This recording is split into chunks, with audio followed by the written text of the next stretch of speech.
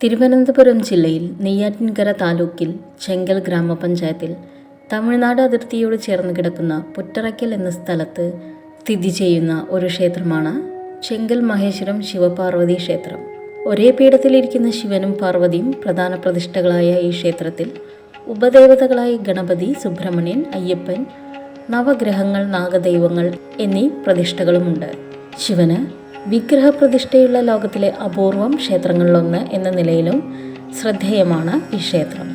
കൂടാതെ 32 ഗണപതി രൂപങ്ങളുടെ പ്രതിഷ്ഠ, ഗംഗാജലം നിറഞ്ഞു നിൽക്കുന്ന കിണർ, 12 ജ്യോതിർലിംഗങ്ങളുടെയും മാതൃകകൾ തുടങ്ങിയവയും ഇവിടെ കാണാം. ശിവരാത്രിയാണ് ക്ഷേത്രത്തിലെ പ്രധാന ആഘോഷം. കൂടാതെ നവരാത്രി, വിനായക ചതുർത്ഥി, തൈപ്പൂയം, മണ്ഡലകാലം, വിഷു തുടങ്ങിയവയും പ്രധാന ആഘോഷങ്ങളാണ്. ലോകത്തിലെ ഏറ്റവും ഉയരം കൂടിയ ശിവലിംഗം സ്ഥിതി ചെയ്യുന്ന ക്ഷേത്രം എന്ന നിലയിൽ പ്രസിദ്ധമാണ് ഈ ക്ഷേത്രം.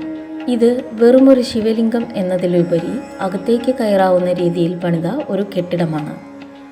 ഷഡാധാര വിധിയനുസരിച്ച് പണി കഴിപ്പിച്ച ഈ കെട്ടിടത്തിനകത്ത് 7 നിലകളുണ്ട്. ഇവ മനുഷ്യ ശരീരത്തിലെ 7 ചക്രങ്ങളെ സൂചിപ്പിക്കുന്നു. ഇവയിൽ ഓരോന്നിലും വിവിധ ദേവീ ദേവരൂപങ്ങൾ കാണാം. ഏറ്റവും താഴെയുള്ള നിലയെ അടിസ്ഥാന ചക്രമായ മൂലാധാരത്തിൻ്റെയും പിന്നെ മുകളിലേക്കുള്ള ഓരോ നിലയെയും ക്രമത്തിൽ സ്വാധിഷ്ഠാനം, മണിപൂരകം, അനാഹതം, വിശുദ്ധി, ആജ്ഞ, സഹസ്രാരം എന്നിവയുടെയും പ്രതീകങ്ങളായി കണക്കാക്കി വരുന്നു. മനുഷ്യരെ ശിവാരാധനയിലൂടെ ആത്മസാക്ഷാത്കാരത്തിൻ്റെ പാതയിലെത്തിക്കുക എന്ന സങ്കല്പമാണ് ഇതിനു പിന്നിൽ. മൂലാധാരത്തിൽ 7.5 ചുറ്റായി ഉറങ്ങിക്കിടക്കുന്ന കുണ്ടലിനിയെ ഉണർത്തി ഓരോ ചക്രത്തെയും ഭേദിച്ച് അവസാനം സഹസ്രാര പത്മത്തിലെത്തിച്ച് സാക്ഷാത്കരിപ്പിക്കുക എന്നതാണ് ഇവിടെ സൂചിപ്പിക്കുന്നത്. ഇവയിൽ ഓരോ നിലയിലും പ്രത്യേകം ആകൃതികളിലുള്ള താമരപ്പൂക്കളുടെ രൂപം കാണാം. ഇവ ഓരോ ചക്രത്തിൻ്റെയും പ്രതീകമാണ്.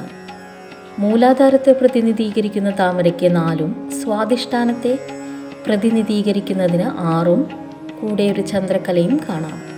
മണിപൂരകത്തെ പ്രതിനിധീകരിക്കുന്നതിന് ത്രികോണാകൃതിയിൽ 10, അനാഹതത്തെ പ്രതിനിധീകരിക്കുന്നതിന് 12, വിശുദ്ധിയെ പ്രതിനിധീകരിക്കുന്നതിന് വൃത്താകൃതിയിൽ ചന്ദ്രക്കലയോട് കൂടിയത് 16, ആജ്ഞയെ പ്രതിനിധീകരിക്കുന്നതിന് 2, സഹസ്രാരത്തെ പ്രതിനിധീകരിക്കുന്നതിന് 1000 ഇതളുകളുടെ എണ്ണം.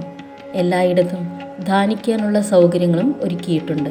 ഏറ്റവും താഴെയുള്ള നിലയിൽ ഭക്തർക്ക് സ്വയം പൂജിക്കാൻ സൗകര്യത്തിൽ ഒരു ശിവലിംഗവും പ്രതിഷ്ഠിച്ചിട്ടുണ്ട്. ഇത് മറ്റൊരു പ്രത്യേകതയാണ്. അവസാനത്തെ നിലയിൽ കൈലാസ പ്രതീതിയുണ്ടാക്കുന്ന രീതിയിലാണ് നിർമ്മാണം നടത്തിയിരിക്കുന്നത്.